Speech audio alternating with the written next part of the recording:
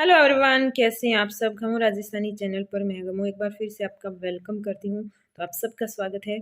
और बच्चे दोनों ही देख रहे हैं, बोल रहे हैं कि हमारी भी शक्ल दिखाओ, मुखड़ा मुखड़ा दिखाओ। ऐसे बोल रहे हैं कि हमारा मुखड़ा दिखाओ।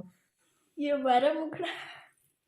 माँ मुझे वो काला वाला सही है जो दीदी अपनी आंखों में पहनती है।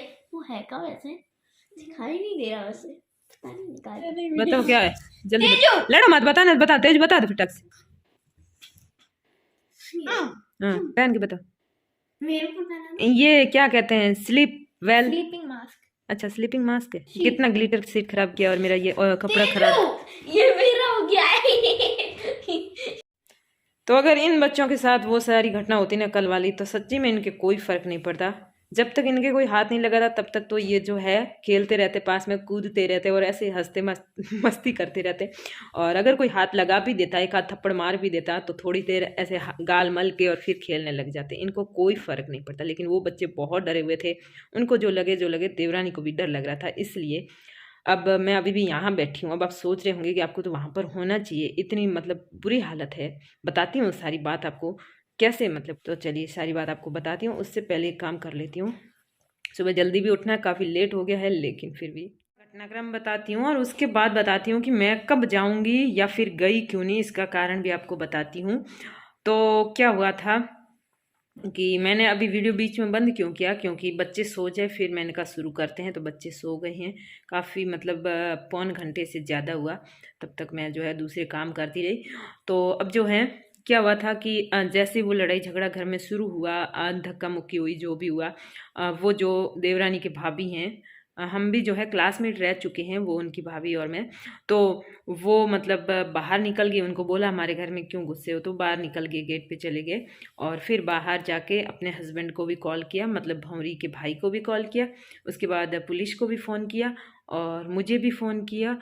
अब ऐसे करके सारों को, मतलब जहाँ अंदर इतनी आवाज़ें आ रही थी और ये क्या हो रहा था पता नहीं, तो फिर उन्होंने फ़ोन किया। फिर जो है आधा घंटा ये अंदर हुई, इतनी बहसबाजी सब कुछ हुआ, मतलब मैंने कल जो बताया वो सब हुआ।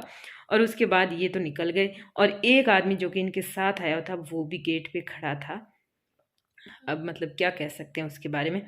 तो वो गेट पे खड़ा था, क्यों आया था साथ में, किस इरादे से आया था पता नहीं। अंदर जाके ना तो कोई लड़ाई रोकी ना कुछ कहा, बस आया साथ में, गेट पे खड़ा रहा और फिर साथ में चला गया। इसके बाद थोड़ी देर बाद, मतलब इनके जाने के बाद आधा घंटा या पौन घंटा बाद पुलिस आती है। पुलिस वहाँ पर देख देखा के जाती है और फिर जो है बोला कि आप थाने आके एफआईआर करवा देना। तो वही एफआईआर करवा दी। अब कोई लोग ये भी सोच रहे होंगे कि बूढ़े माँ बाप के खिलाफ कौन एफआईआर करवाता है।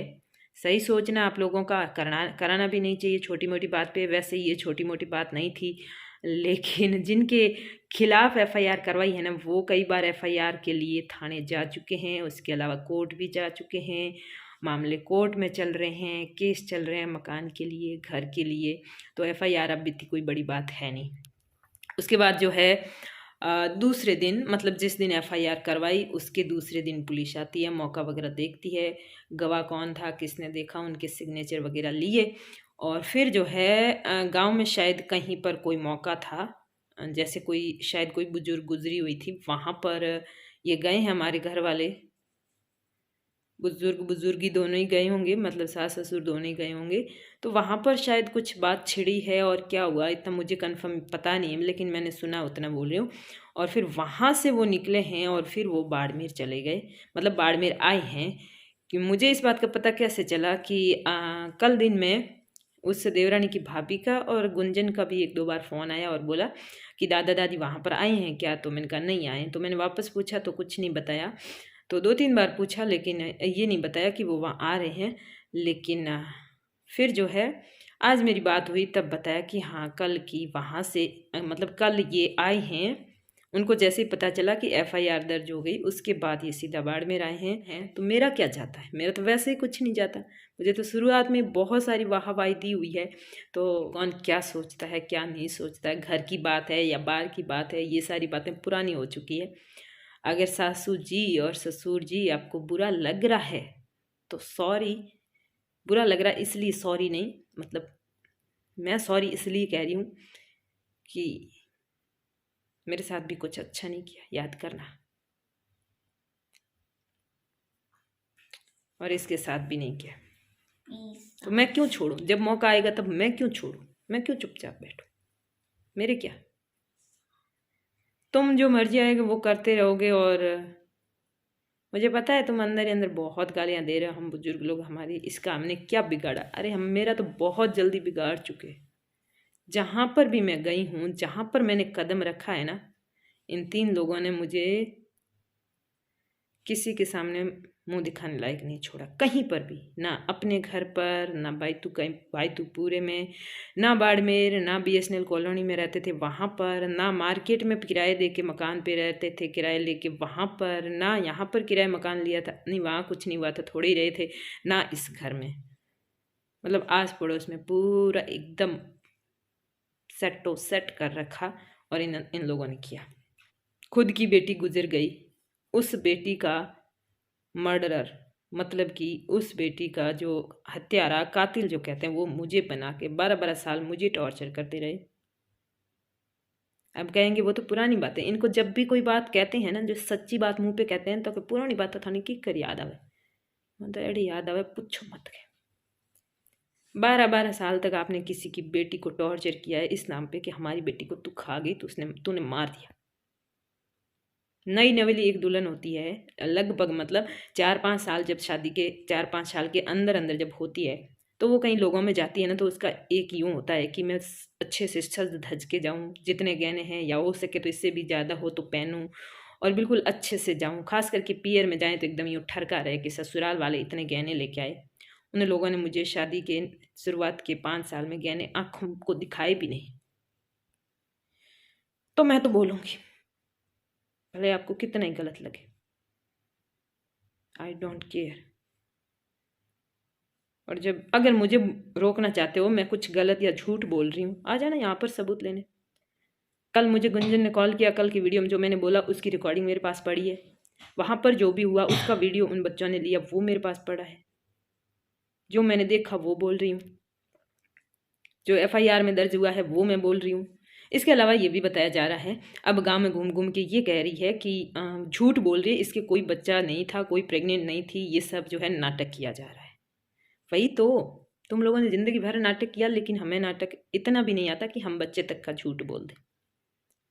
यूँ तो हम यूँ भी कह सकते थे कि तुम लोग आए उसके बाद तुम्हारे मारपीट से हमारा बच्चा जो खराब हो गया, कहने को वो भी कह सकते थे, क्योंकि वीडियो मैं मतलब रिकॉर्ड पहले ज़रूर किया था, लेकिन वॉइस ओवर मैंने बाद में की थी, तो उस बात को हम बदल भी सकते थे। लेकिन झूठ हम रह गए, तुम लोगों के साथ 15-16 साल झूठ बोलना हमने जानबूझ के नहीं सीखा। झूठ बोलने का आप लोगों ने मौका ही नहीं दिया, सच है उसी से काम चल जाता हमारा तो अच्छे से। तो ये कहा जा रहा है कि था ही नहीं बच्चा। ऐसा क्यों सोच रहे हो कि बच्चा था ही नहीं? कैसे आपके दिमाग, आपको ही तो बेटा चाहिए था। जब बेटी हुई थी तो 28 दिन उस औरत को टॉर्चर किसने किया? जब बेटी पैदा हुई थी 5 दिन हॉस्पिटल में रहे, आए तुम लोग कोई वहाँ हॉस्पिटल में देखने? बेटी हुई तो बोला हमारे बेटे की जिंदगी खराब कर दी राण तूने। बेटा चाहिए था तुम्हें तो। मेरे मुंह के सामने उस औरत को कई बार कह चुके हैं, क्या है तू, तेरे से एक बेटा तो पैदा होता ही नहीं। अब आप बोल रहे हो मैं झूठ बोल रही हूँ। याद दिला दूँ कि जो ग्राम सेवक जी है उनके घर पर कोई काम था, मैं भी आई थी, भंवरी भी आई थी, सासू जी भी आई थी, हम साथ साथ मार्ग जा रही थी, और उस टाइम बोला था, बेटे वाला मेणा उस टाइम दिया था, मुझे याद है। और भी कई बार बोला, लेकिन वो मुझे परफेक्ट याद है। खुद के खर्चे पे 28 दिन घर पे इसलिए रही कि भाई मैं बाइतू पे रहूँगी तो सासू जी के घर पे काम वाम है वो आ नहीं पाएगी, इसलिए घर पे रह रहते हैं और थोड़ा अच्छा भी लगेगा। खर्चा अपना है, कोई इनको कोई हम नुकसान नहीं पहुँचा रहे, बस घर रह लें। और बाद में उन्हें चलो छोड़ो, तो उसके बाद वो बाड़मेर आए। आज जब बात हुई देवरानी की भाभी से और बच्ची से तो हुई, लेकिन बच्ची से ये बातें मैंने की नहीं, और देवरानी से बिल्कुल कम बात हुई। कल बताती हूँ मैं क्यों नहीं गई घर पे। तो उन्होंने बताया कि ये बाड़मेर गए और लोगों से ये सुना है कि वो गए हैं SP ऑफिस, कि हमें किस लिए गए हैं अब वो अपने आप इन लोगों को पता चल ही जाएगा। तो इतनी तक थी। और मैं क्यों नहीं गई, क्योंकि देखो जिस दिन घटना हुई उस दिन शाम को मैंने कोशिश कर ली कॉल कर करके, कुछ देर तो उसने उठाया नहीं। डर गई, सच बताऊं, देवरानी और बच्चे सब डर गए। ऐसा नहीं है कि वो नाटक कर रहे हैं, बहुत ज़्यादा बहादुर है। वो देवरानी भाभी कह रही थी मुझे रात को 4 बार कॉल किया कि मुझे डर लग रहा है। फिर जाके वो वहाँ पर सोई है वापस। उनको घर से ऐसे कहा निकाला है तो वो वापस जाके कैसे सोए। हाँ वो बच्चा वहाँ पर था उनके साथ, उनका भतीजा भतीजी वो तो वहीं थे। जो है मेरी थोड़ी सी बात हुई, उसमें कहा कि मैं सुबह बताऊंगी इसलिए आप अभी मत आओ। मतलब शाम के टाइम, रात के टाइम हम जब तैयार हो रखे थे जाने के लिए, उस टाइम थोड़ी सी बात हुई देवरानी की और बोला मैं सारी बात बताऊंगी और अच्छे से बात भी करूंगी, लेकिन आप अब भी मत आओ, मैं सुबह बताऊंगी कि आपको कब और आना है कि नहीं आना, जो भी है मैं सुबह बता दूंगी। उठते ही मैंने एक बार कॉल लगाया तो उस टाइम मुझे उठाया नहीं, मुझे लगा सोई हुई होगी। उसके बाद मैं बिज़ी रह गई, मतलब स्कूल जाना, तैयार होना करना, इसमें हो गई। स्कूल में जाके क्लास व्लास ली, फिर रेस्ट हुई, तब मैंने कॉल किया तो बोला कि यहाँ पर इतना सारा हो रखा है, मुझे खुद इतना डर लग रहा है कि बता नहीं सकती, और इसलिए मतलब मैं नहीं चाहती कि आप यहाँ हो। मैंने कहा भाई मुझे नहीं डर लगता, मैं और बच्चे सब आ जाते हैं, कोई दिक्कत भी नहीं है, बच्चों की स्कूल भी नहीं है अभी 2-3 दिन तक तो नहीं है, फिर तो खुल जाएगी, लेकिन खुल भी जाएगी तो 1-2-4 दिन अगर नहीं भी जाएंगे तो कोई फ़र्क नहीं पड़ेगा। तो बोली नहीं आना है, मुझे बहुत डर लग रहा है। अरे मैंने कहा नहीं डर लगेगा, उस टाइम मैं भी वहाँ होती ना तो कम से कम बच्चों को थप्पड़ तो मैं भी नहीं मारने देती, लेकिन ये समझती नहीं है। डर लग रहा है, डर लग रहा है, एक ही शब्द पकड़ा है, डर लग रहा है, नहीं कुछ और ज़्यादा हो जाएगा, कुछ उल्टा हो जाएगा, कुछ ये हो जाएगा। सच में बच्चे बहुत डरे हुए हैं कि क्या पता दोबारा आ गए तो। मतलब हो सकता है आके कुछ भी नहीं करेंगे, हो सकता है मतलब आके, मुझे तो ये लगता है कि आके आएंगे भी नहीं, अगर आएंगे भी तो भले कुछ 2 शब्द कहे, भले गालियाँ निकाले, लड़ाई करे, कुछ भी करे तो भी बुरी तरह पिटाई ऐसा मुझे नहीं लगता करेंगे, लेकिन वो बच्चों के डर बैठ गया, उन्होंने नहीं देखा ऐसा कुछ। देवरानी खुद के डर बैठ गया, बोल रहे कभी आके मुझे हमें मारा तो अब ऐसे कोई थोड़ी मारता है। टेंशन के मारे सर फटा जा रहा है, दवाइयाँ ले लेके वो ऐसी हालत हो रखी है। ज़्यादा कॉल वो नहीं उठाती है, क्या वजह मुझे नहीं पता। अभी ये घटना हुई उसके बाद नहीं उठाती, पहले कुछ नहीं था। और लोग ये कह रहे हैं ना कि ये लोग क्या ये कह रहे हैं ना कि बच्चा इनका जो है नहीं था, झूठी बात है। 3 महीने की दवाइयों के पूरे रिकॉर्ड पड़े इन लोगों के पास। हमें ये चीज़ें बताने की कोई ज़रूरत नहीं है, हमें सफाई देने की भी ज़रूरत नहीं है। मैं ये इसलिए कहना चाह रही हूँ कि इस भंवरी ने किस हालत में है वो बता रही हूँ।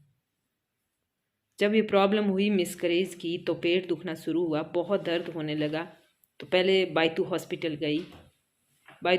गई, सोनोग्राफी वगैरह सब किया, तो डॉक्टर ने कहा कि बच्चा ख़राब हो चुका है। उसके बाद इसने सोचा भाई एक आध हॉस्पिटल में गलत हो सकता है, कुछ भी रिपोर्ट गलत भी आ सकती है। वो गई वहाँ से बालोतरा गए, वहाँ पर भी डॉक्टर से रिपोर्ट वगैरह सब करवाई, उन्होंने भी कहा कि कुछ नहीं बचा है। फिर भी दर्द सहती, मतलब उसके बाद ये तीसरे दिन आती है बाड़मेर, तीसरे या चौथे दिन बाड़मेर आती है। बाड़मेर डॉक्टर को दिखाया, सोनोग्राफी कराई, यहाँ पर सब चेकअप कराया, तब डॉक्टर ने कहा अब अगर आप ज़्यादा देर करोगे तो आपकी बॉडी को नुकसान होगा और आप डीएनसी करवा लें और सफाई करवा लें। तब जाके कहीं 5वें दिन सुबह तक, मतलब 5 दिन औरत दर्द झेलती रही, इसलिए कि क्या पता बच्चा बच जाए, क्या पता कोई गलत फहमी भी हो सकती है। इस बच्चे का इंतज़ार इनको 3-4 साल से था, बहुत ज़्यादा इंतज़ार था। हाँ ठीक है भाई, तुम लोग नहीं जा सके, वो अकेली हॉस्पिटल दौड़ती रही। बाड़मेर आई तब मैं इनके साथ गई थी, उसके पहले वो वहाँ पर 2-3 हॉस्पिटल गई, वहाँ मैं नहीं गई थी साथ में, वो अकेली हॉस्पिटल भागती रही, तब तुम कहाँ थे। इसके बाद बाड़मेर आई तो यहाँ आई, तो यहाँ आने के बाद ही मुझे पता चला, पहले बात हुई नहीं थी और ना मतलब रोज़ तो कोई बात होती नहीं है। तो यहाँ उसने कॉल करके आई तो मैं साथ चली, वहाँ पर डीएनसी करवाने भी साथ गए। तो यहाँ तो क्या पता मैं साथ थी, लेकिन वहाँ वो अकेली, तुम्हें पता ही नहीं चला। और जब दूसरे लोग उसके पियर वाले आके उनके घर आए तो तुम्हें पता चल गया और तुम फटाक से आ गए ऊपर। रिपोर्टें इकट्ठी की ना डॉक्टरों की, वो भी इतनी सारी हो जाएगी पिछले 3 महीनों की लेकर, और ये लोग कह रहे हैं कि बातें बना रहे। देखते हैं मैं कब जाती हूँ, कब बात होती है। वापस जाना तो है ही, कुछ भी हो जाए जाना तो है ही मुझे वहाँ पर एक बार वापस। लेकिन आज का दिन तो उसने निकाल दिया भंवरी ने।